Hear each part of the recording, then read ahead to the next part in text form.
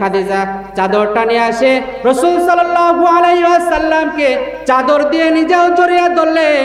রাসূল সাল্লাল্লাহু আলাইহি ওয়াসাল্লামকে সান্ত্বনা দেয়, ইয়া রাসূলুল্লাহ, ইয়া হাবিবাল্লাহ, মক্কার মানুষেরা আপনাকে আল আমিন নামে চেনে, ঠিক কিনা? মক্কার মানুষ আপনাকে বিশ্বাস করে, আপনার কাছে আমানত রাখে, আপনাকে কেউ ক্ষতি করবে না। খাদিজা হয়তোবা বুঝেছে মক্কার কোনো মানুষ হয়তোবা রাসূল সাল্লাল্লাহু আলাইহি ওয়াসাল্লামকে ভয় দেখিয়েছে, এরকম মনে করতেছে। খাদিজা বলতেছেন, ইয়া রাসূলুল্লাহ, ইয়া হাবিবাল্লাহ, মক্কার মানুষেরা আপনাকে আল আমিন বলে চেনে, আপনি আমানতদার, কোনোদিন আমানতের খেয়ানত করেন নাই, আবার হকদারের হক আপনি নষ্ট করেন নাই। সুবহানাল্লাহ। আর আজকালকের নেতারা বিগত বছর দেখে আসছি হকদারের হক একটাও পূরণ করে নাই, ঠিক কিনা? হাজারো ব্যথা বেদনার পরে ফিরে আসনি তুমি আপন ঘরে, দিনের আলো তুমি সরিয়ে দিতে চলে গেলে মদিনায় মক্কা ছেড়ে, হে রাসূল, তোমাকে ভুলি আমি কেমন করে। সবাই, হে রাসূল, তোমাকে ভুলি আমি কেমন করে। হাজারো ব্যথা বেদনার পরে ফিরে আসনি তুমি আপন ঘরে, দিনের আলো তুমি সরিয়ে দিতে চলে গেলে মদিনায় মক্কা ছেড়ে, হে রাসূল, তোমাকে ভুলি আমি কেমন করে। হে রাসূল, তোমাকে ভুলি আমি কেমন করে। খেয়ে না খেয়ে দিন প্রচারের কাজে নিজেকে দিয়েছ বিলিয়ে, ঠিক কিনা? আরো জোরে বলি, ঠিক কিনা?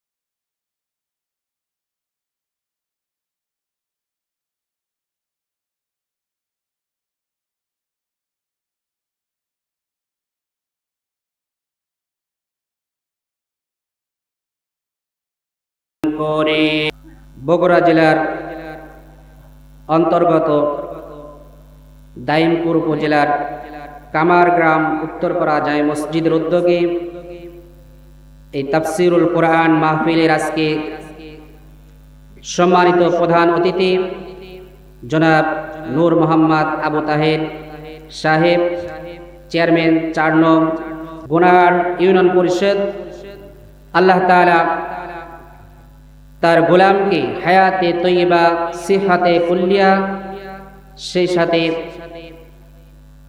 এলাকা এবং দেশের খেদমত করার আরো বেশি তৌফিক আল্লাহ তাআলা দান করুক। সবাই বলি আমিন। আজকে যদি প্রত্যেকটা ওয়ার্ডে, ইউনিয়নে তথা এমপি মন্ত্রী যদি আজকে এরকম কোরআনের জ্ঞান রাখতো, তাহলে আজকে দেশ ছেড়ে পালাতে হতো না, ঠিক কিনা?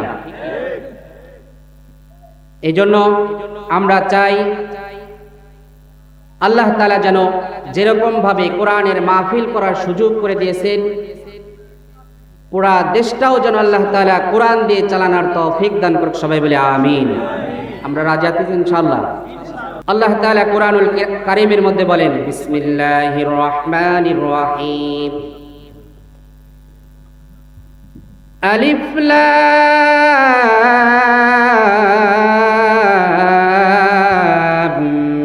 মিম,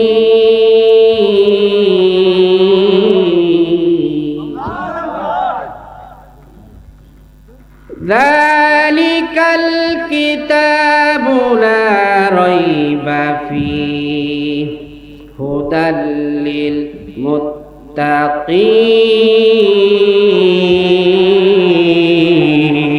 মুত্তাকিন। আল্লাহ তাআলা বলেন, ও দুনিয়ার মানুষ, আমি তোমাদের জন্য এমন একটা কিতাব নাজিল করলাম, এমন একটা গ্রন্থ তোমাদের জন্য আমি নির্বাচন করলাম, আমি আল্লাহ তাআলা, যেই কিতাবের মধ্যে, যেই কালামের মধ্যে বলতো পাওয়া দূরের কথা, সন্দেহ মাত্র তোমরা পোষণ করতে পারবে না। সুবহানাল্লাহ। মুসলমান ইমানদার, আল্লাহ তাআলা বললেন এই কোরআনুল কারীমের মধ্যে কোনো ভুল নাই, কিন্তু আজকালকার যুগের মানুষেরা এই কোরআনের মধ্যেও ভুল ধরার চিন্তা করে, ঠিক কিনা? 24 সালের মধ্যে একজন দরবেশ, চেনেন নাকি আপনারা? দরবেশ বাবা বলেছিলেন, হাদিসের মধ্যে তো ভুল আছেই, কোরআনের মধ্যেও অনেকগুলো ভুল রয়েছে। নাউজুবিল্লাহ। এই কোরআনের মধ্যে যারা ভুল খুঁজেছে, ভুল ধরার চিন্তা করেছে, আল্লাহ তাআলা তাদেরকে দুনিয়ার জমিনে বেইজ্জতি করে ছাড়ছে, বলেন ঠিক কিনা? আল্লাহ তাআলা এই দুনিয়ার জমিনে তাদেরকে লাঠি পিটা, জুতা পিটা, ডিম নিক্ষেপ, আরো যত ধরনের অপমান অপদস্থ আছে আল্লাহ তাআলা সবগুলো এই দুনিয়ায় বাস্তবায়ন করে দেখিয়েছেন, ঠিক কিনা? অতএব সাবধান, আমাদেরকে ইতিহাস থেকে শিক্ষা নিতে হবে, ঠিক কিনা? ইতিহাস থেকে যারা শিক্ষা নেবে না, আল্লাহ তাআলা তাদেরকে ফেরাউন নমরুদের মতো অপমান অপদস্থ করে ছাড়বে, ঠিক কিনা? এই জন্য আমাদেরকে ইতিহাস থেকে শিক্ষা নিতে হবে। আসুন আমরা সবাই কোরআন দিয়ে জীবন, রাষ্ট্র, সমাজ, যত ধরনের কার্যক্রম রয়েছে সবগুলো কোরআন দিয়ে করা সম্ভব, ঠিক কিনা? এটা কার কথা? একটু জোরে বলেন না, কার কথা?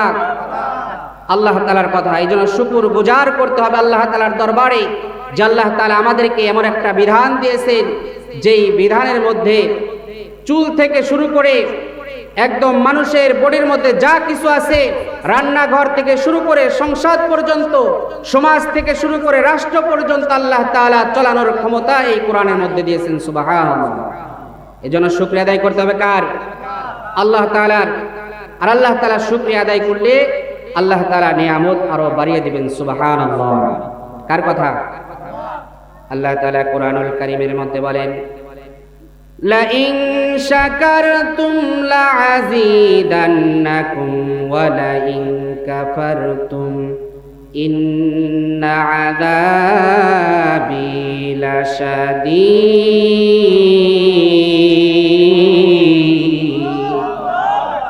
আল্লাহ তাআলা বলেন, আমি যেই সমস্ত নিয়ামতগুলো আমি তোমাদেরকে দান করেছি, এই নিয়ামতের শুকরিয়া যদিও বান্দা বান্দি তোমরা আদায় করো, আমি আল্লাহ তাআলা ওয়াদা করলাম এই নিয়ামতগুলো আমি আল্লাহ তাআলা বাড়িয়ে দেব। সুবহানাল্লাহ। আর যদি তোমরা শুকরিয়া আদায় না করো, এই নিয়ামতের শুকরিয়া যদি তোমরা আদায় না করো, আমি আল্লাহ তাআলা এই নিয়ামতগুলোকে ছিনিয়ে নেব। শুধু তাই নয়, কঠিন আযাবের মধ্যে আমি আল্লাহ তাআলা গ্রেফতার করব। নাউজুবিল্লাহ। বিগত 15 বছর আল্লাহ তাআলা তোমাদেরকে রাষ্ট্র চালানোর ক্ষমতা দিয়েছিলেন, এই শুকরিয়া আদায় তোমরা করো নাই। আল্লাহ তাআলা নিয়ামত তো ছিনিয়ে নিয়েছেন, দেশ থেকেও বিতাড়িত করে দিয়েছেন, ঠিক কিনা? এটা শুধু এই জামানায় নয়, আল্লাহ তাআলা যেখানেই হক রেখেছেন সেখানেই একজন বাতিল হয়েছে, আবার যেখানে বাতিল মাথা চাড়া দিয়েছেন সেখানে আল্লাহ তাআলা হকের ঝান্ডা ধরার জন্য আরেকজনকে তৈয়ার করে দিয়েছেন, ঠিক কিনা? আরো জোরে বলেন, ঠিক কিনা? একদম শুরু থেকে আজ পর্যন্ত যদি আমরা খেয়াল করি, পৃথিবীর শুরু লগ্ন থেকে যেখানে কাবিল আল্লাহ তাআলার নাফরমানিতে ব্যস্ত সেখানেই হাবিল দাঁড়িয়ে যায়, সুবহানাল্লাহ। যেখানে মূসা আলাইহিস সালাতু ওয়াস সালাম দাঁড়িয়ে যায়, এর বিপরীতে অন্ধকার শয়তানের ঝান্ডা নিয়ে ফিরাউন দাঁড়িয়ে যায়, ঠিক কিনা? বুঝতে হবে মুসলমান, যেখানেই হক থাকবে সেখানেই বাতিল মাথা চাড়া দিবে, ঠিক কিনা? আর যদি হক একবার তার মুষ্টিটা একদম এটে আল্লাহু আকবারের ধ্বনি দিয়ে দাঁড়িয়ে যায়, তাহলে হকের বিপরীতে অন্ধকার এমন ভাবে পালাবে জীবনেও আর সামনে আসতে তারা ক্ষমতা পাবে না, ঠিক কিনা? এই জন্য মুসলমান ইমানদার, আল্লাহ তাআলা আমাদেরকে এই শক্তি সামর্থ্য দিয়েছেন, আল্লাহ তাআলার এই বিধান আমাদেরকে এই দুনিয়ার জমিনে বাস্তবায়ন করতে হবে, ঠিক কিনা? আরো জোরে বলেন, ঠিক কিনা? মুসলমান ইমানদার, যদি আল্লাহ তাআলার কোরআনুল কারীমের পক্ষে যদি আমরা থাকি, আল্লাহ তাআলার রাসূলের সুন্নাত যদি বাস্তবায়নে আমরা নিয়োজিত থাকি, তাহলে আল্লাহ তাআলা আমাদের আসমান থেকে সাহায্য করবেন। যেরকম ভাবে বদরের যুদ্ধে 313 জন 1000-এর মোকাবেলায় আল্লাহ তাআলা বিজয় দান করেছিলেন, ঠিক কিনা? বলে সমস্ত অস্ত্র শস্ত্র তোমার থাকবে, আমার শুধু থাকবে আল্লাহ। সমস্ত বাহিনী তোমার থাকবে, আমার শুধু থাকবে আল্লাহ। তোমার সমস্ত সব কিছু, যত বিদেশি কূটনীতি থাকবে সব তোমার থাকবে, আমার শুধু একমাত্র আল্লাহ তাআলার হুকুম থাকবে, আর আল্লাহ তাআলার মদত আর সাহায্য থাকবে, তোমার সব কিছু ধূলিসাৎ হয়ে যাবে, ঠিক কিনা? তুমি কিভাবে 41 সাল পর্যন্ত সময় নাও, তোমার 45 মিনিট টাইম পর্যন্ত দেওয়া হবে না। মুসলমান ভাইরা আমার, এটা হলো আল্লাহ তাআলার খেলা। কার খেলা? সকাল বেলার নদীর কুল ভাঙে ও কুল গড়ে, এই তো নদীর খেলা। সকাল বেলার বাদশার তুই ফকির সন্ধ্যা বেলা, ঠিক না? তুমি অমক হুজুরকে দেশে ঢুকতে দাও না, আজকে দেশের মানুষ তোমায় ঢুকতে দেয় না, ঠিক না? আরো জোরে বলি, ঠিক না? মুসলমান ভাইরা আমার, এটা কার খেলা? আরো জোরে বলি, কার খেলা? এই খেলায় আমরা শুধু বলে শুনেছি, 15 বছর ধরে শুনতেছি খেলা হবে, খেলা হবে, আর আল্লাহ তাআলা যেই খেলা শুরু করলে পেলে আর নাই, ঠিক কিনা? কি নাই? খেলা হবে। আমার মসজিদের একজন মুসল্লি ছিল, বলে জিকির করো না কেন? জিকির করার পেলে আর নাই। কি নাই? ওই মুসল্লি বলে কি? বাস্তব কথা। মুসল্লি বলে কি? জিকির করার পেলে আর নাই। তো আর সবাই বলে যে আমরা জিকিরে রাখলে সে ব্যক্তি জিকিরে বসে না। অথচ তাকে যদি একা একা জিজ্ঞাসা করা যায়, ভাই আপনি জিকির করেন না কেন? বলে জিকির করার পেলে আর নাই। কি নাই? তো 15 বছর ধরে শুনে আসতেছি খেলা হবে, খেলা হবে, কি হবে? এখন মাঠে নামে দেখি কি নাই? পেলে আর নাই। খেলবো কার সাথে? ঠিক কিনা? এসব সাহায্য কার থেকে আসছে? আল্লাহ তাআলার কাছ থেকে। কার কাছ থেকে?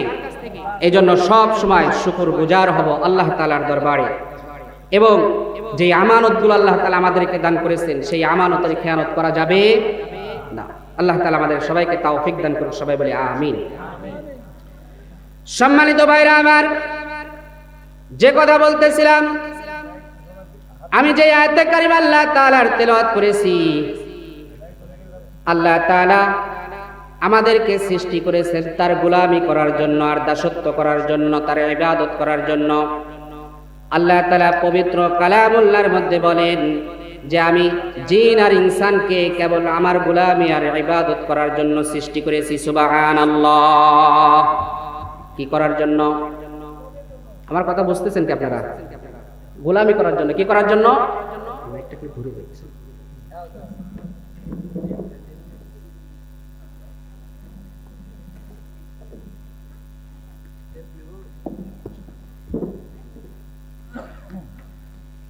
গোলামি আর দাসত্ব করার জন্য আমরা এখন প্রতিজ্ঞাবদ্ধ হই, আমরা কি গোলামি আর দাসত্ব করার জন্য তৈরি আছি ইনশাআল্লাহ? একটু জোরে বলেন না। চেয়ারম্যান সাহেব যে বললো ইনশাআল্লাহ বললে কি গুনাহ হবে? একটু জোরে বলেন না। আল্লাহ তাআলা চাইলে ক্ষমতা দেন, আবার ক্ষমতা কি করেন? বাবাজিরা রাগ করছেন নাকি? ওটাওটি করতেছেন এক নম্বরে। ঠিক আছে ইনশাআল্লাহ, এক নাম্বার করার ছুটি আছে। কি আছে? এটা কোরআনের দর্স। কিসের দর্স? কোরআনের দর্স, কোরআনের মাহফিল। কোরআনের সম্মান আছে কি নাই? কোরআনের ইজ্জত আছে কি নাই? এই কোরআনের যারা ইজ্জত আর সম্মান দিবে, আল্লাহ তাআলা তাদের ইজ্জত বাড়িয়ে দেবে। সুবহানাল্লাহ। উদাহরণ দেব। মুসলমান ইমানদার, আমরা যেই পোশাকগুলো পরেছি এগুলো দামি না কম দামি? কিন্তু কোরআনের যেই গিলাফগুলো আমরা ব্যবহার করি কোরআনকে পেছানোর জন্য, বলেন তো খুবই সামান্য দাম কি দাম না? একটা কোরআনের গিলাফ 50 থেকে 100 টাকার মধ্যে হয়ে যায়, যায় কি যায় না? আবার কোরআন যেই জিনিসের উপর রেখে আমরা পড়ি, যার নাম রেহেল, এই কোরআনের রেহেল 50 থেকে 100 টাকার মধ্যে ভালো একটা রেহেল হয়ে যায়, যায় কি যায় না? অথচ এই যে একটা টেবিল, এই টেবিলের দাম কিন্তু হাজার হাজার টাকা, ঠিক কিনা? বলেন তো দেখি, এই টেবিলে যদি 1000 বার গুলি লাগে আর লাথি লাগে, কয়বার ইমানদার চুমি খায়? বলে কিসের কারণে? বলে এটার সাথে কোরআনের কোনো সম্পর্ক নাই, ঠিক কিনা?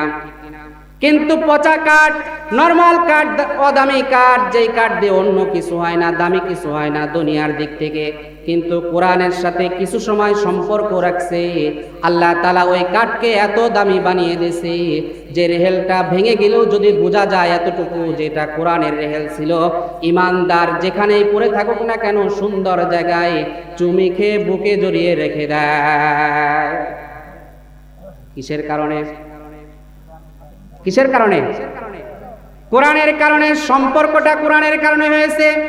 কোরআনের সাথে সম্পর্ক রাখার কারণে আল্লাহ তাআলা কাঠকে যদি দামি বানাইতে পারে, কোরআনের সাথে সম্পর্ক রাখার কারণে যদি কোরআনের গিলাফটাকে আল্লাহ তাআলা দামি বানাইতে পারে, তাহলে আশরাফুল মাখলুক, যেটা সৃষ্টির শ্রেষ্ঠ জীব, এই জীব যদি, এই মানুষ যদি কোরআনের সাথে একটু সম্পর্ক করে, তাহলে বুঝতেছেন ওই মানুষটা কত দামি আল্লাহ তাআলা বানিয়ে দেন, ঠিক কিনা? এই জন্য মুসলমান, কোরআনের দর্স, কোরআনের ক্লাস, এখানে কোরআনের সাথে সম্পর্ক রাখতে হবে। কোরআনের সাথে সম্পর্ক যদি আমরা রেখে এই মাহফিলটা পরিচালনা করতে পারি, অবশ্যই অবশ্যই কোরআনের কারণে এই মাহফিলটাকেও আল্লাহ তাআলা দামি বানিয়ে দিবেন, ঠিক কিনা? যে কথা বলতেছিলাম, আমি আমার মূল আলোচনার দিকে যাব ইনশাআল্লাহ। আল্লাহ তাআলা যদি তৌফিক দান করেন, আমি সূরা আল আরাফের 59 নম্বর আয়াত এবং সূরা হুদের 32তম আয়াত কারিমা তেলাওয়াত করেছি। আল্লাহ তাআলা যদি তৌফিক দান করে ইনশাআল্লাহ এই আয়াতের উপর আলোচনা করে শেষ করব ইনশাআল্লাহ। আল্লাহ তাআলা তৌফিক দান করুক, সবাই বলি আমিন। হযরতে নূহ আলাইহিস সালাতু ওয়াস সালাম, নাম শুনছেন? নাম শুনছেন? আল্লাহ তাআলার পয়গম্বর।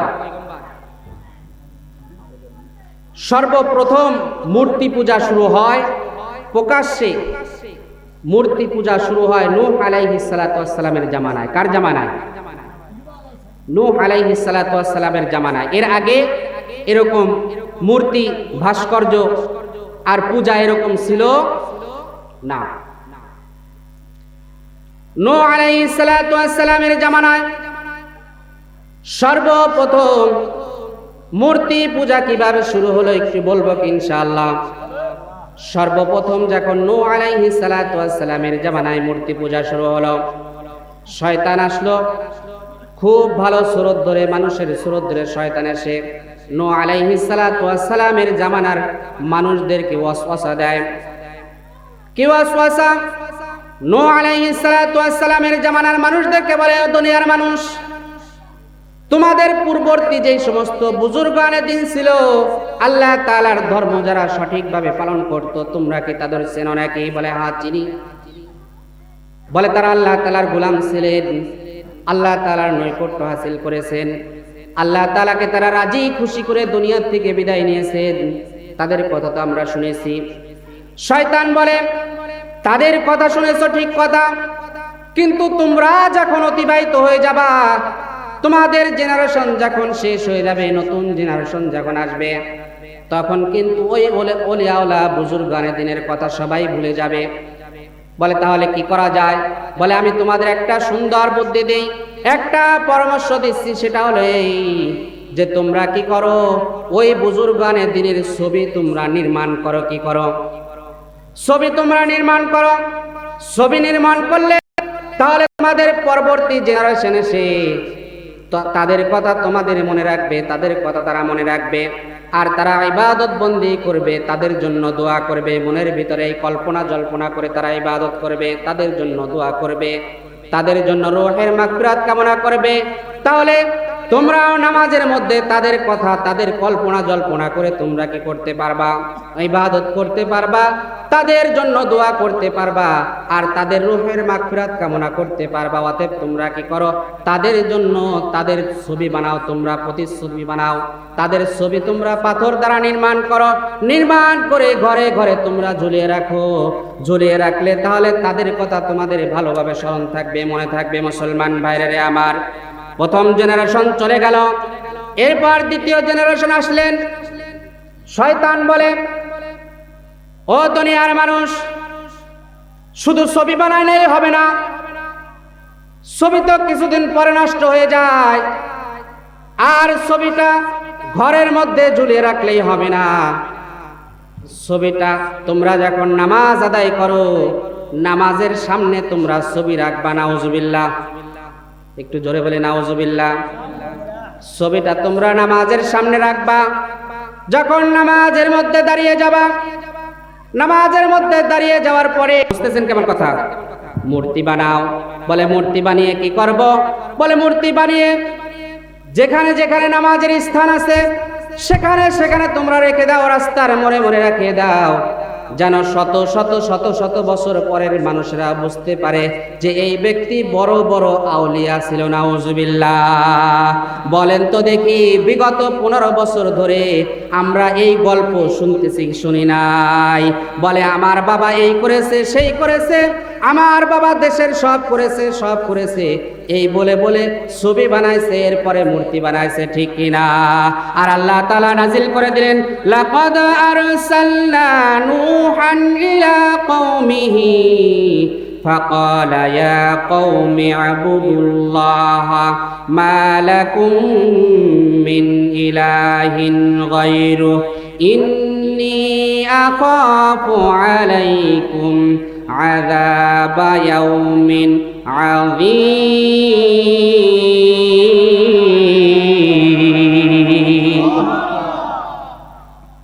নূহ আলাইহিস সালাতু ওয়াস সালামকে আল্লাহ তাআলা বলতেছেন, আমি নূহকে তার সম্প্রদায়ের কাছে পাঠিয়েছিলাম। কোথায় পাঠিয়েছিলাম? নূহ আলাইহিস সালাতু ওয়াস সালামকে আল্লাহ তাআলা তার সম্প্রদায়ের কাছে পাঠিয়েছিলেন, যে বলেছিলেন, হে আমার সম্প্রদায়ের লোক। নূহ আলাইহিস সালাতু ওয়াস সালাম তার সম্প্রদায়ের কাছে বলেছিলেন, হে আমার সম্প্রদায়ের লোক, আল্লাহ তাআলা ব্যতীত কাউকে ইবাদত করা যাবে না, আল্লাহ তাআলা ব্যতীত কারো গোলামি করা যাবে। আরো জোরে বলে গোলামি করা যাবে। আল্লাহ তাআলা ব্যতীত কারো দাসত্ব করা যাবে না। কেননা আল্লাহ তাআলা কুরআনুল কারীমের মধ্যে বলেন, ওয়া মা খালাকাতুল জিন্না ওয়াল ইনসা ইল্লা লিয়াবুদুন।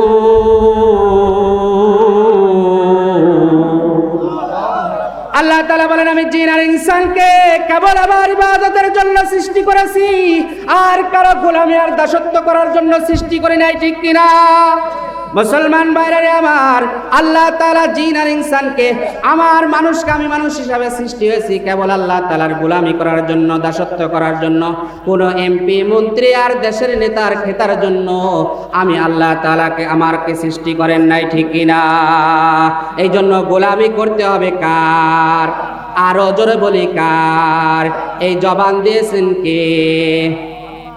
একটু সংকোচ হয় নাকি আল্লাহর নাম নিতে? আল্লাহ তাআলার নাম নেব, আল্লাহ তাআলার তাকবীর বলবো। আল্লাহ তাআলা কোরআনের মধ্যে বলেন, ওয়া রাব্বাকা ফাকাব্বির, রবের তাকবীর পড়ো সুবহানাল্লাহ। তাকবীর পড়তে হবে কার? মুসলমান ভাইরা আমার, তাকবীর পড়ি ঠিকই আমরা আল্লাহ তাআলার নামে নয়, নেতার নামে, ঠিক কিনা? নাম দিয়েছি স্লোগান, কি দিয়েছি? স্লোগান। নাম কি? নামটাকেও পরিবর্তন করেছি, আর স্লোগানটাও আমরা পরিবর্তন করে ফেলেছি, ঠিক কিনা? এগুলো কার কাজ? শয়তানের কাজ। কার কাজ? আল্লাহর কাজ। বোঝেন নাই মনে হয় কথা? আল্লাহকে, আল্লাহ বলছেন তাকবীর পড়ো। কি পড়ো? নাম হলো কি? তাকবীর। আর আমরা বানাইছি কি? স্লোগান। তাহলে এগুলো কার কাজ? শয়তানের কাজ। কার কাজ? নামটাকে পরিবর্তন করে দিয়ে ইবাদতটাকেও পরিবর্তন করে দিয়েছে, ঠিক কিনা? আগে নাম পরিবর্তন করছে, কি? আগে কি পরিবর্তন? নাম। এরপরে ইবাদত পরিবর্তন।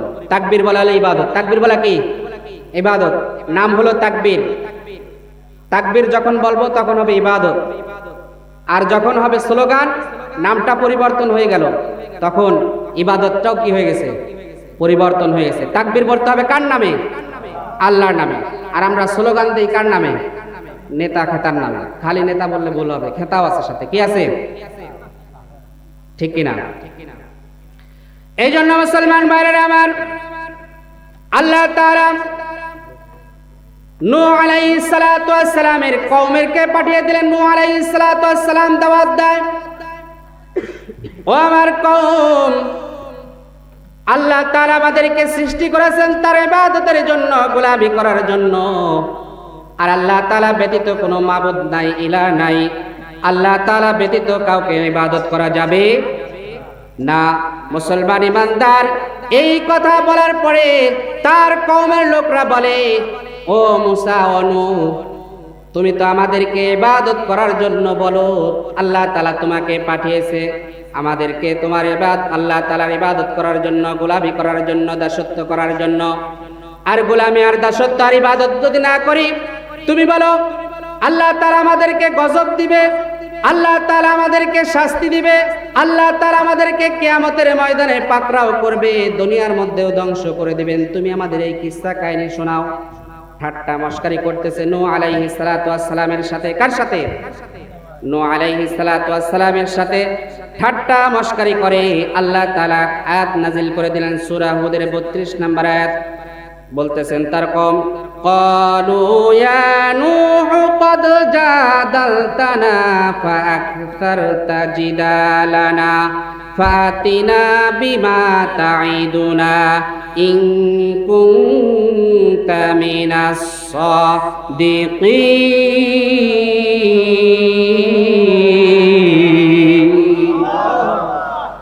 তারা বলে, হে নূহ, তুমি আমাদের সাথে হুজ্জত অর্থাৎ তর্কাতর্কি করেছো এবং আমাদের সাথে বড় হুজ্জত করেছো। এখন তুমি যদি সত্যবাদী হও, তুমি আমাদেরকে যার শাস্তির ভয় দেখাও, আল্লাহ তাআলাকে বলো আমরা তো তার গোলামি করি না, তার দাসত্ব করি না, তার ইবাদত করি না। তাহলে আল্লাহ তাআলাকে বলো আল্লাহ তাআলা যেন শাস্তি পাঠিয়ে দেয়। নাউজুবিল্লাহ। বলেন তো দেখি, এই বিগত কয়েক বছর এরকম কথা আমরা শুনেছি কি শুনি নাই? সরাসরি শুনি নাই, কিন্তু আকার ইঙ্গিতে বলা হয়েছে করোনার চাইতে আমরা শক্তিশালী, ঠিক কিনা? কার চাই শক্তিশালী? করোনার চাই শক্তিশালী। আবার বলে ভূমিকম্পর চাইতে আমরা শক্তিশালী, আবার বলে মোকাবেলা করব, ঠিক কিনা? কিন্তু কোনো কিছুই লাগলো না, কেবলমাত্র কয়েকজনের বিনিময় আর মানুষের একতাবদ্ধের বিনিময় আল্লাহ তাআলা তাদেরকে দেশ ছাড়া করে দিলেন, ঠিক কিনা? এই যে আল্লাহ তাআলা যদি ধরে না, ধরলে কিন্তু ছাড়ে। আল্লাহ তাআলার ধরা শক্ত ধরা, শক্ত না নরম? শক্ত ধরা। যাকে একবার ধরবে আল্লাহ তাআলা তাকে এমন শাস্তি অথবা এমন আযাবের ব্যবস্থা করবেন যেই শাস্তি আর আযাবের কথা মানুষ কোনোদিন কল্পনাও করে না, ঠিক কিনা? 5 আগস্টের সকালের দিনও মানুষ কল্পনা করে নাই যে এরকম হবে, ঠিক কিনা? কোনোদিনও কল্পনা করে নাই যে এরকম বাস্তবায়ন হয়ে যাবে। কার মদদ?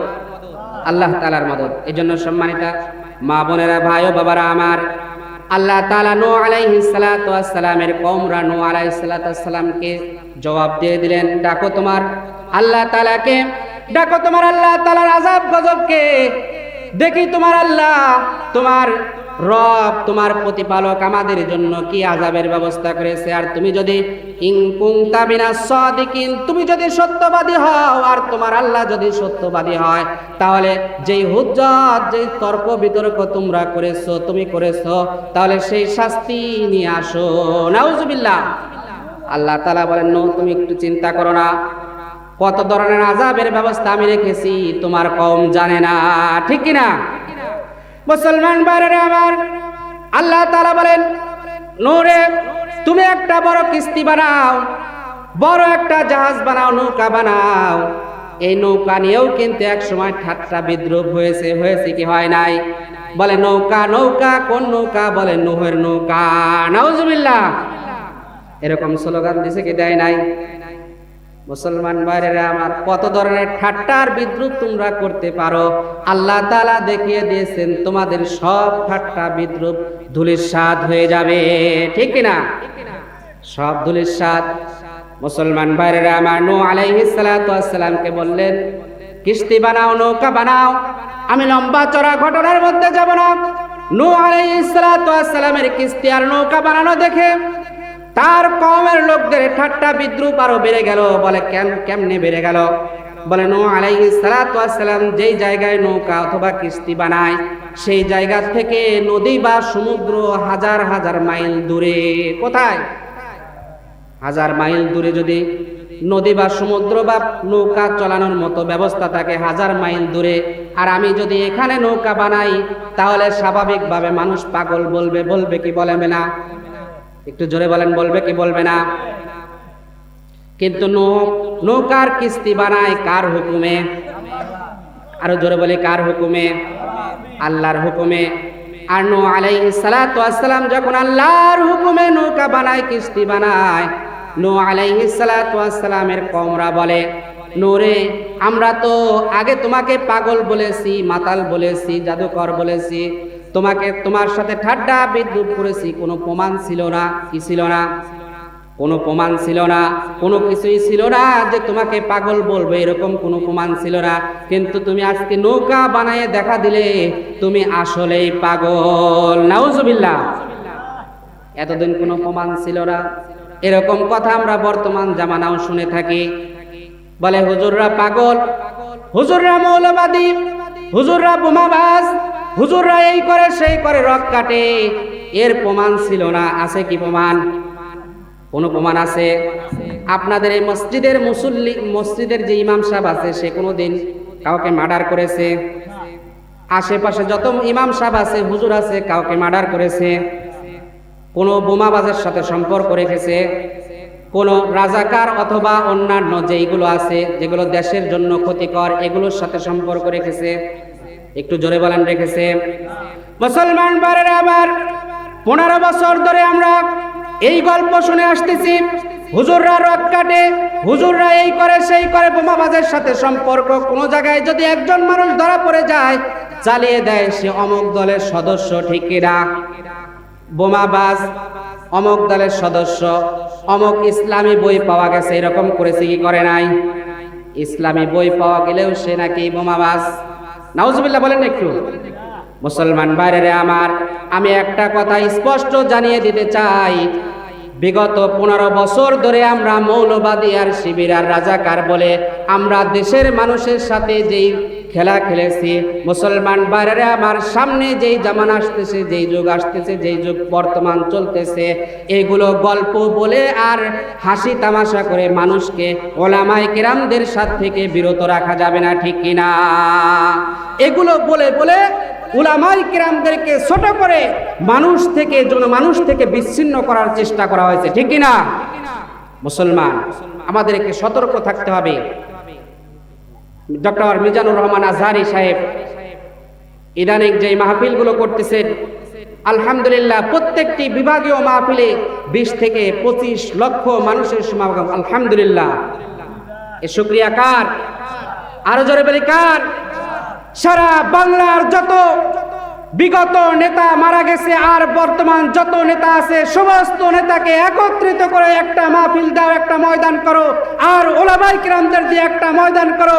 ওলামায়ে কেরামের ময়দানে লোক বেশি হবে, ঠিক কিনা?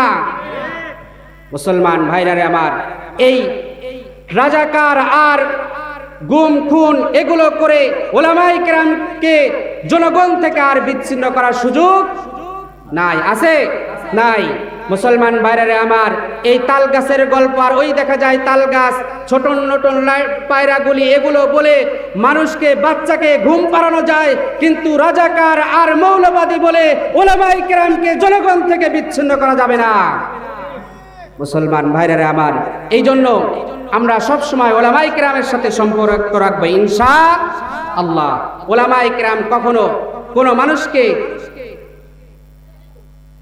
জিকির করি লা ইলাহা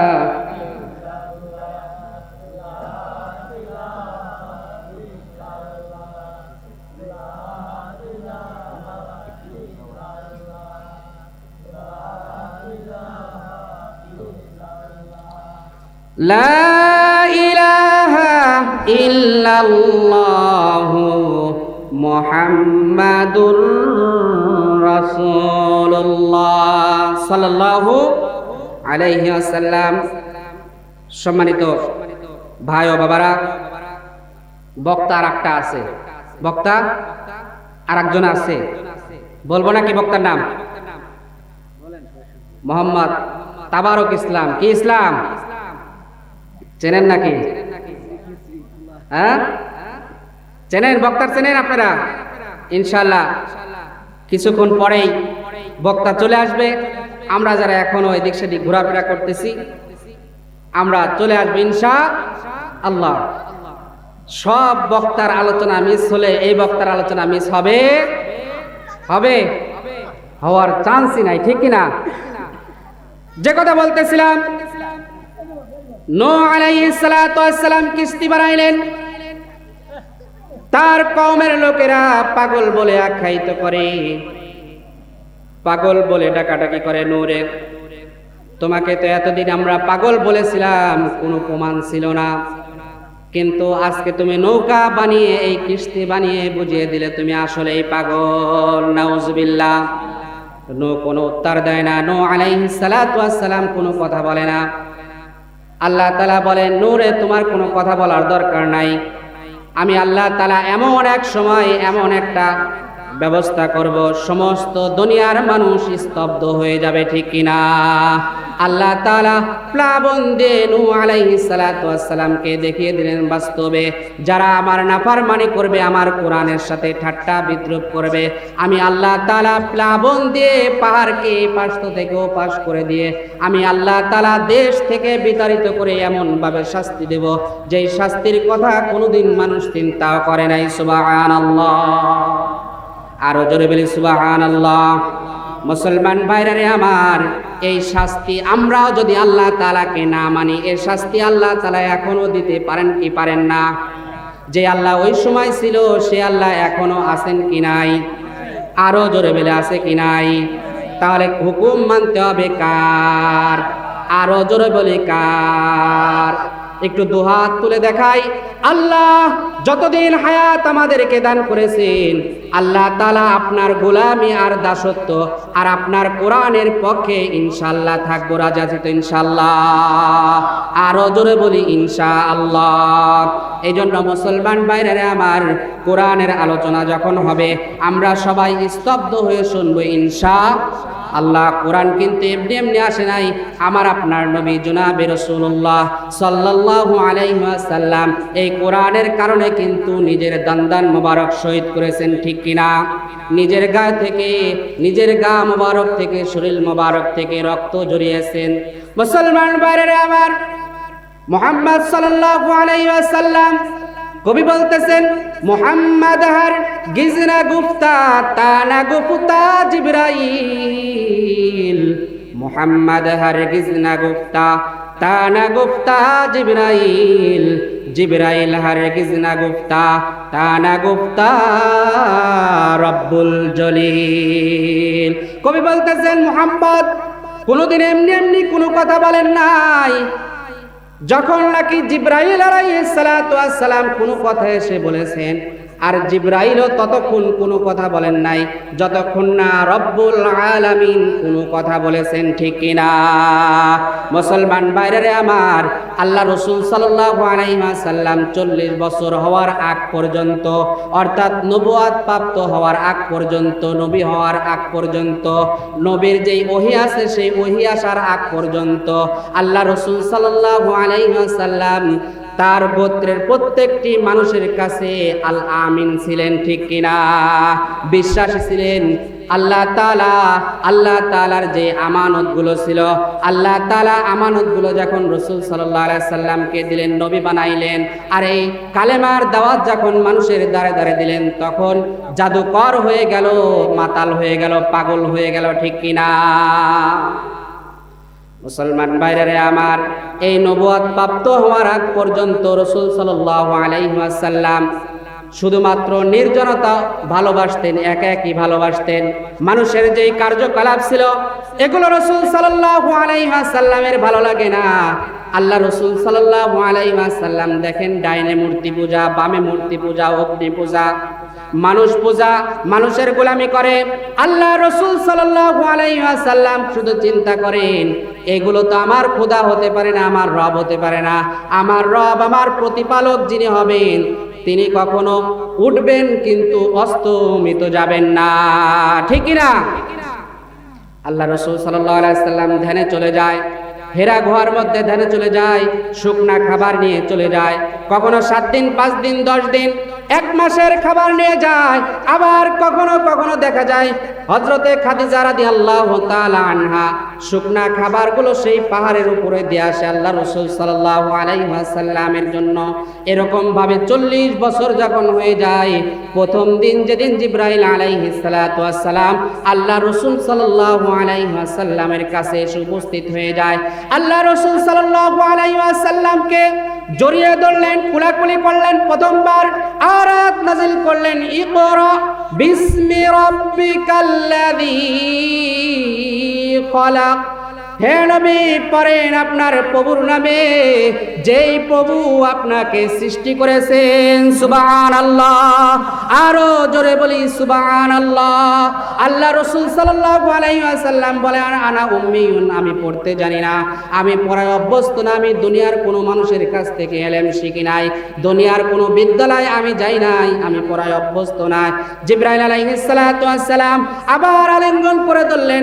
আল্লাহ রাসূল সাল্লাল্লাহু আলাইহি ওয়াসাল্লাম বলেন, আমাকে এত জোরে চাপ দেওয়া হলো, শরীরের সমস্ত শক্তি যেন আমার বের হয়ে যায়, এমন অবস্থা হয়ে গেল। আল্লাহ রাসূল সাল্লাল্লাহু আলাইহি ওয়াসাল্লামকে বলা হলো, ইকরা বিসমি রাব্বিকাল্লাযী খালাক, পড়ো তোমার প্রভুর নামে, যেই প্রভু তোমাকে সৃষ্টি করেছেন। সুবহানাল্লাহ। আল্লাহ রাসূল সাল্লাল্লাহু আলাইহি সাল্লাম দ্বিতীয়বার একই জবাব দেয়, আনা উম্মিয়ুন, আমি পড়তে জানি না, আমি পড়ায় অভ্যস্ত না। তৃতীয়বার আবার আলিঙ্গন করে ধরলেন। আলিঙ্গন করার পরে ইকরা বিসমি রাব্বিকাল্লাযী খলাক যখন পড়লেন জিবরাইল আলাইহিস সালাতু ওয়াস সালাম, অমনি অমনি রাসূল সাল্লাল্লাহু আলাইহি ওয়াসাল্লাম পড়া শুরু করে দিলেন, বিসমিল্লাহির রহমানির রহিম, ইকরা বিসমি রাব্বিকাল্লাযী খলাক, খলাকাল ইনসানা মিন আলাক, ইকরা ওয়া রাব্বুকাল আকরাম الذي علم بالقلم علم الإنسان ما لم يعلم كلا إن الإنسان ليطغى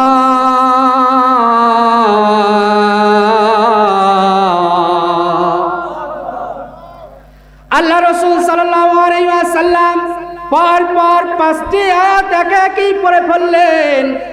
আল্লাহ তাআলা জবান থেকে প্রভুর নামে বের করে দিলেন সুবহানাল্লাহ। আল্লাহ রাসূল সাল্লাল্লাহু আলাইহি ওয়াসাল্লাম খাদিজার ঘরে চলে আসলেন। মুসলমান ভাইরা রে আমার, খাদিজার ঘরে এসে ডাক দিয়ে বলতেছেন, খাদিজা রে বিবি রে, আমাকে তো এমন একজন ফেরেশতা হয়তো হতে পারে অথবা জিন হতে পারে, আমি চিনি না, সাদা পোশাকধারী লোক আমাকে আলিঙ্গন করে এমন জোরে চাপ দিয়েছেন, আমার শরীরের মধ্যে জ্বর এসে গেছে, আমার শরীরটা থরথর করে কাঁপতেছে, আমাকে এত জোরে চাপ দেওয়া হয়েছে আমার শরীরের সমস্ত শক্তি যেন বের হয়ে গেছে। আর বলতেছেন, ইকরা বিসমি রাব্বিকাল্লাযী খলাক, পড়ো তোমার প্রভুর নামে যেই প্রভু তোমাকে সৃষ্টি করেছে, এরকম বলতেছে পরপর 3 বার। আমি পড়তে পারি না, পরবর্তীতে 3 বার আমি এই আয়াত পড়ে ফেলেছি। 3 বারের বার, খাদিজারে আমার শরীরের মধ্যে জ্বর এসে গেছে, শরীরটা বড় ব্যথা, আমার চাদরটা নিয়ে আসো, আমাকে একটু জড়িয়ে ধরো, আমার শরীরের মধ্যে আমি ভয় অনুভব করতেছি। খাদিজা চাদরটা নিয়ে আসে, রাসূল সাল্লাল্লাহু আলাইহি ওয়াসাল্লামকে চাদর দিয়ে নিজেও জড়িয়ে ধরলেন। রাসূল সাল্লাল্লাহু আলাইহি ওয়াসাল্লামকে সান্ত্বনা দেয়, ইয়া রাসূলুল্লাহ, ইয়া হাবিবাল্লাহ, মক্কার মানুষেরা আপনাকে আল আমিন নামে চেনে, ঠিক কিনা?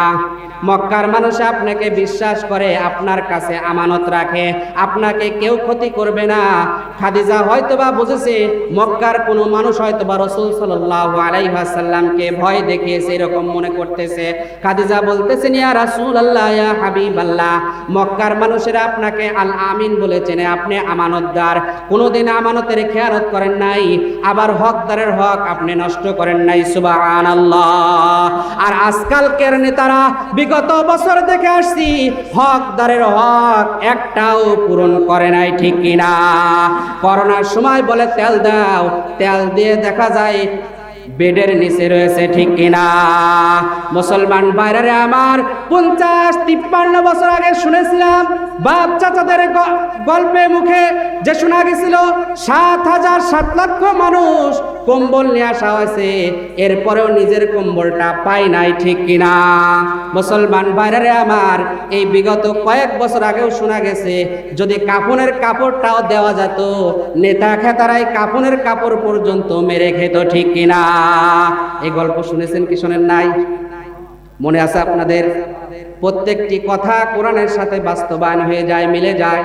মুসলমান ভাইরা আমার, আল্লাহ রাসূল সাল্লাল্লাহু আলাইহি ওয়াসাল্লামকে খাদিজা রাদিয়াল্লাহু তাআলা আনহা সান্ত্বনা দেয়, আপনি তো কোনো মানুষের আমানতের খেয়ানত করেন নাই, সমস্ত মানুষের আমানতগুলো আপনি সঠিকভাবে পুরা করেছেন, কোনো মানুষের হক আপনি নষ্ট করেন নাই, হকদারের হকগুলো আপনি পুঙ্খানুপুঙ্খভাবে পূরণ করেছেন।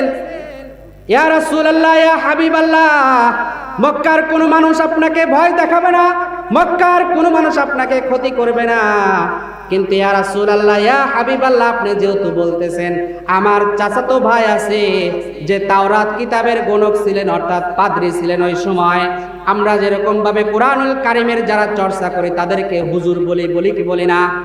ওই সময় যারা ওই ধর্মের চর্চা করত তাদেরকে রাহেব বলা হতো, অথবা যে মূর্তি পূজক ছিল তাদের ভাষায় তাদেরকে হুজুর বলা হতো। এরকম একজন পণ্ডিত ছিলেন, মুসলমান ভাইরা আমার, উনি গণনা করতেন, গণক ছিলেন, তার কার ভাগ্যে কি আছে, কি ভবিষ্যতে আছে, এটা গণনা করতেন। মুসলমান ভাইরা আমার, আল্লাহ রাসূল সাল্লাল্লাহু আলাইহি ওয়াসাল্লামকে সান্ত্বনা দিলেন, ইয়া রাসূলুল্লাহ, ইয়া হাবিবাল্লাহ, আগামীকালকে সকালবেলা আপনাকে আমার চাচাতো ভাইয়ের কাছে নিয়ে যাব, সে বলে দিবে আপনার সাথে কি ব্যবহার করা হয়েছে, কি করা হয়েছে। ইয়া রাসূলুল্লাহ, ইয়া হাবিবাল্লাহ, আপনি এখন সান্ত্বনা দেন। খাদিজা রাদিয়াল্লাহু তাআলা আনহার কথা শুনে রাসূল সাল্লাল্লাহু আলাইহি ওয়াসাল্লাম একটু শান্তি অনুভব করলেন। সুবহানাল্লাহ। নিয়ে যাওয়া হলো রাসূল সাল্লাল্লাহু আলাইহি ওয়াসাল্লামকে রাহেবের কাছে, গণকের কাছে, পাদ্রীর কাছে নিয়ে যাওয়া হলো। পাদ্রী দেখে হাত দেখে বলতেছেন, রাসূল সাল্লাল্লাহু আলাইহি ওয়াসাল্লাম ওই সময় তো আল্লাহ তাআলার বিধান সম্পর্কে এখনো অবগত হন নাই, কেবলমাত্র সবেমাত্র সূরা আলাকের 5টি আয়াতে কারিমা নাজিল হয়েছে, ঠিক কিনা? দেখে বলতেছে, তুমি যেই কথা বর্ণনা করলে, যেই ঘটনা তোমার সাথে হয়েছে, আল্লাহ তাআলার কসম, এইরকম ঘটনা আগে যেই নবীগুলো আসছেন, মুসা আলাইহিস সালাতু ওয়াস সালাম, ঈসা আলাইহিস সালাতু ওয়াস সালাম, তথা আদম থেকে শুরু করে মুসা কালিমুল্লাহ থেকে শুরু করে নূহ আলাইহিস সালাতু ওয়াস সালাম থেকে শুরু করে যত নবী আলাইহিস সালাতু ওয়াস সালাম অতিবাহিত হয়েছে, আল্লাহ তাআলা সবার কাছে এইরকম ব্যক্তিগুলোকে পাঠিয়েছে। সুবহানাল্লাহ। তার নাম হলো ফেরেশতা। নাম কি? একটু জোরে বলেন কি? মুসলমান ভাইরা আমার, আল্লাহ রাসূল সাল্লাল্লাহু আলাইহি ওয়াসাল্লামকে সুসংবাদ দেওয়া হলো, আপনার কাছে ফেরেশতা আল্লাহ তাআলা পাঠিয়েছে। পূর্ববর্তী নবীদেরকেও আল্লাহ তাআলা এরকম ফেরেশতা পাঠাইতেন, বার্তা বাহক পাঠাইতেন, বার্তা দূত পাঠাইতেন। সেই ফেরেশতাই আপনার কাছে আসতেন, কিন্তু আপনার নিয়ে একটা ভয় অনুভব হয়। বলে কি ভয়? বলে তোমাকে এই মক্কার লোকেরা এই যে বার্তাটা তুমি নিয়ে আসছো, আল্লাহ তাআলা তোমার কাছে নিয়ে আসছে, এই বার্তার কারণে, অর্থাৎ এই কোরআনের কারণে তোমাকে মক্কা থেকে মানুষ বিতাড়িত করবে। নাউজুবিল্লাহ। বলেন তো এই কোরআনের কারণে, এই কোরআনুল কারীমের কারণে রাসূল সাল্লাল্লাহু আলাইহি ওয়াসাল্লামকে যারা আল আমিন বলতো, তারাই মক্কা থেকে বিতাড়িত করেছিলেন, ঠিক কিনা? আজও যারা এই কোরআনের পক্ষে কথা বলবে, কোরআনের সাথে সম্পর্ক রাখবে, প্রতি কদমে কদমে আল্লাহ তাআলা তাদের জন্য বিপদ রেখে রেখেছেন, ঠিক কিনা? এই বিপদ কার পক্ষ থেকে আসে? কিন্তু এই বিপদ যখন কেটে যাবে, আল্লাহ তাআলা তাদেরকে এমন সম্মানে সম্মানিত করবেন, যেই সম্মানের কথা তারা কোনোদিন কল্পনাও করতে পারে নাই, ঠিক কিনা? এটাই হলো আল্লাহ তাআলার মুজিজা। আল্লাহ তাআলার কি? আল্লাহ তাআলার কুদরত, আল্লাহ তাআলার নিয়ামত। আর এই নিয়ামতকে যারা শুকরিয়া মনে করবে, আল্লাহ তাআলা তাদের নিয়ামতগুলোকে বাড়িয়ে দিবে। সুবহানাল্লাহ। মৌত কাসিং কুল্লু নাসিং সারেবু কবর বাইতিং কুল্লু নাসিং দাখিলু গর ইমারত রাবেরি বর আসমা গর ইমারত রাবেরি বর আসমা आक़िबत से रोज़मी गर्दी नहाया। मरने वाला मर जाएंगे, रुकने वाला कोई नहीं। मरने वाला मर जाएंगे, रुकने वाला कोई नहीं। रोने वाला बहुत होंगे, जाने वाला कोई नहीं। ঠিক না? যেই ব্যক্তি মারা যাবে, ওই ব্যক্তির জন্য 2 দিন 5 দিন 10 দিন কান্নাকাটি করবে, কিন্তু বলে যদি ও বিবি, ও মা, ও সন্তান, তুমি তো তোমার বাবার জন্য এত কান্নাকাটি করতেছো, তাহলে তোমার বাবাকে রেখে তোমাকে তার সাথে কবরস্থ করা হোক, ওই সন্তান কোনোদিন বাবার সাথে কবরে যাওয়ার তৈয়ার হবে না। ঠিক কি না? मेरा हम सब मुसाफिर आए कोई आखिर ठिकाना। मेरा हम सब को मुसाफिर आए कोई आखिर ठिकाना। कोई आगे रवाना है कोई पीछे रवाना। আমরা সবাই এখানে মুসাফির। কোন ফির? মুসাফির। মুসাফির কি মুসাফির না? আমি পাবনা থেকে আপনাদের খেদমতে এখানে আসছি, আবার বিদায় নিতে হবে আল্লাহ তাআলা যদি হায়াত দেন, ঠিক কিনা? আর যদি হায়াত না শেষ হয়ে যায়, দুনিয়ার জীবন যদি শেষ হয়ে যায়, চিরতরের জন্য এই দুনিয়া থেকেই বিদায় নিতে হবে, ঠিক কিনা? তাহলে কবরে যেতে হবে কি হবে না?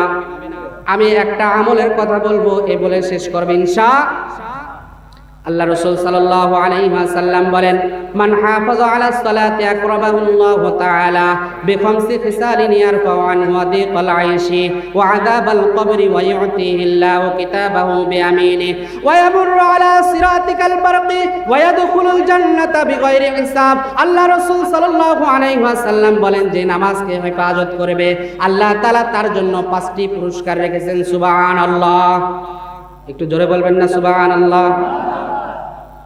নামাজকে হেফাজত করবে মানে নামাজকে পুঙ্খানুপুঙ্খভাবে আদায় করবে, আল্লাহ তাআলা তার জন্য 5টি পুরস্কার। কয়টি পুরস্কার?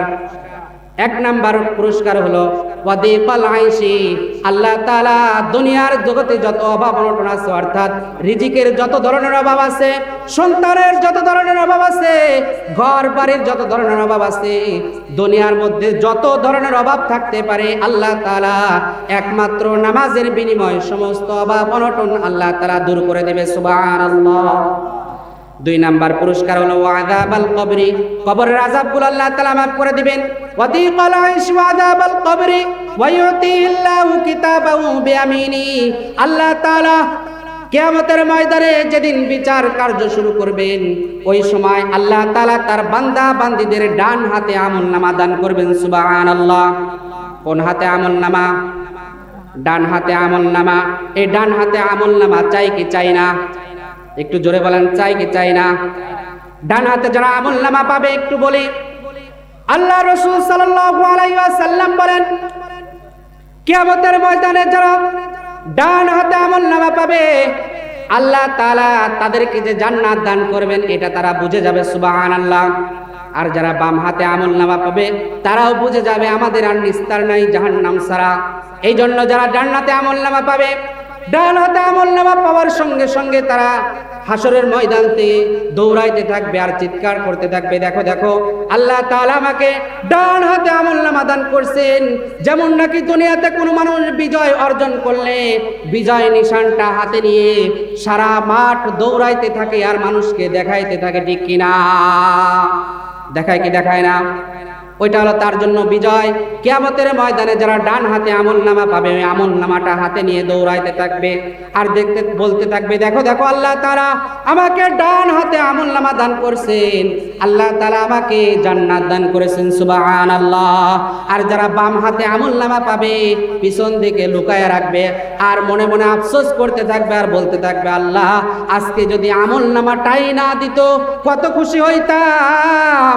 আল্লাহ তাআলা আমলনামা আমাকে বাম হাতে দিয়ে এই কোটি কোটি মানুষের সামনে আমাকে বেইজ্জতি করেছেন। মাথাটা অবনত হয়ে যাবে, নত হয়ে যাবে আর মাথা উঠাইতে চাইবে না, উঠাবে না। লজ্জায় তারা জাহান্নামের দিকে হাঁটা শুরু করে দেবে। নাউজুবিল্লাহ। তাহলে ডান হাতে আমলনামা দরকার আছে কি নাই? কিসের বিনিময়ে আল্লাহ তাআলা দান করবেন? মনে আছে কি? নামাজের বিনিময়। কিসের বিনিময়? নামাজের বিনিময়।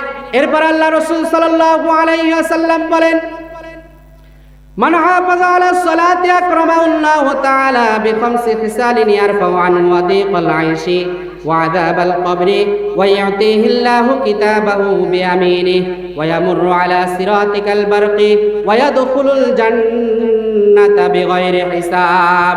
আল্লাহ রাসূল সাল্লাল্লাহু আলাইহি ওয়াসাল্লাম বলেন, যারা নামাজকে হেফাজত করবে আল্লাহ তাআলা ফুল সিরাতের রাস্তা বিজলির নয় চোখের পলকে আল্লাহ তাআলা পার করে দিবেন। সুবহানাল্লাহ।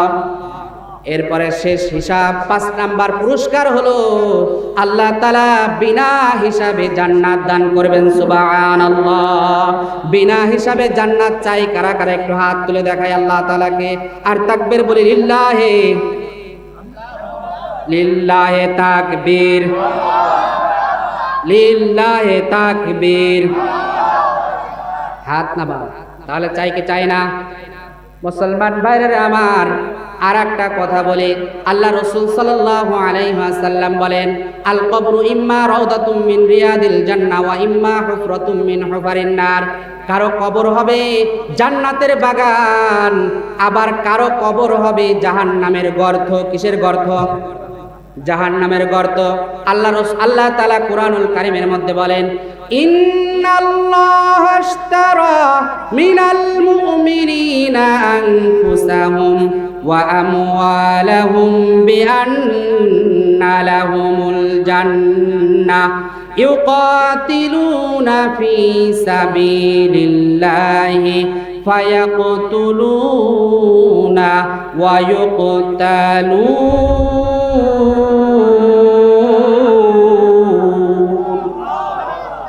আল্লাহ তাআলা বলেন কিয়ামতের ময়দানে আমি আল্লাহ তাআলা জান্নাতকে বিক্রয় করব দুইটি জিনিসের বিনিময়।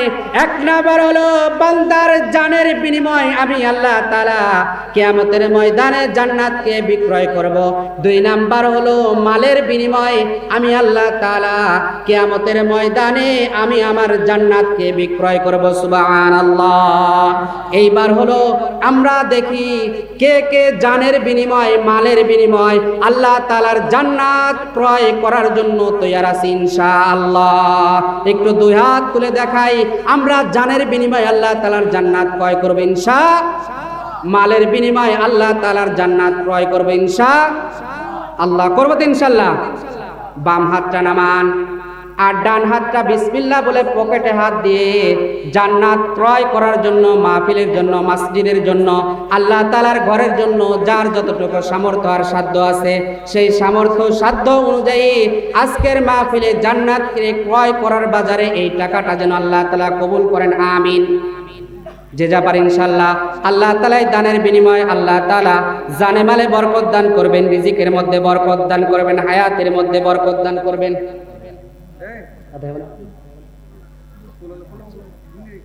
আচ্ছা মসজিদে হবে আলাম তৈরি থেকো তৈরি রেখো কবরের মাল সামান একদিন তোমারি নাম মসজিদে হবে আলাম একদিন তোমারি নাম মসজিদে হবে আলাম তৈরি থেকো তৈরি রেখো কবরের মাল সামান একদিন তোমারি নাম মসজিদে হবে আলাম একদিন তোমারি নাম মসজিদে হবে আলাম। ঠিক না? আমল দিয়ে কবর গৃহ সাজিয়ে নিতে হয়। 6 দিন পরে নখ শেষে 6 দিন পরে নখ খসে যাবে 9 দিন পরে চুল। কবর গায়ের সামান নিতে কইরো না কেউ ভুল। কবর জায়গা ভালো নয় কবর জায়গা ভালো নয় কবর জায়গা ভালো নয় কবর জায়গা ভালো নয়। আমল দিয়ে কবর গৃহ সাজিয়ে নিতে হয়। ঠিক না? ربنا ظلمنا أنفسنا وإن لم تغفر لنا وترحمنا لنكونن من الخاسرين رب ارحمهما كما ربياني صغيرا وقل رب ارحمهما كما ربياني صغيرا ইয়া রাব্বাল আলামিন মাবুদ আল্লাহ এই গভীর রজনীতে আল্লাহ বিশাল আসমানের নিচে জমিনের উপরে বসে আল্লাহ তোমার গুণগান আর কোরআন কারীমের আলোচনা হলো মাওলা। আল্লাহ যদি কোনো ভুল ত্রুটি হয়ে যায় দয়া করে মেহেরবানি করে সমস্ত ভুল ত্রুটিগুলো আল্লাহ মাফ করিয়া দেয়।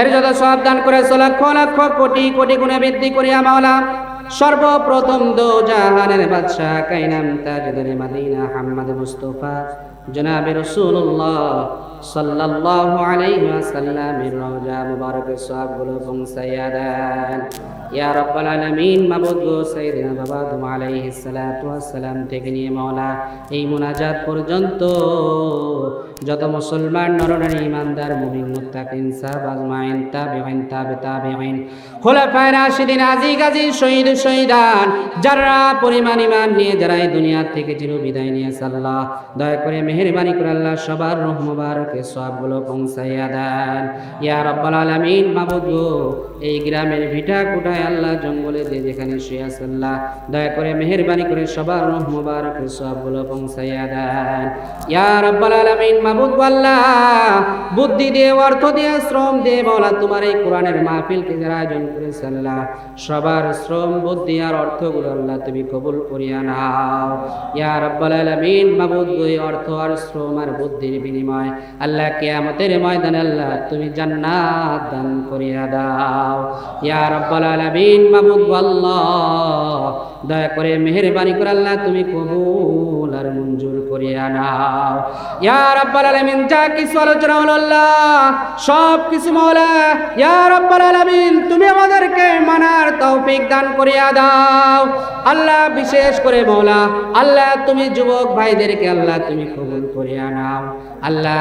মাহফিলে সেই দেখতেছি যুবক ভাইরা আল্লাহ শ্রম দিতেছে মাওলা আল্লাহ, দয়া করে মেহেরবানি করে আল্লাহ সবার শ্রমগুলোকে আল্লাহ তুমি কবুল করিয়া নাও ইয়া রাব্বাল আলামিন।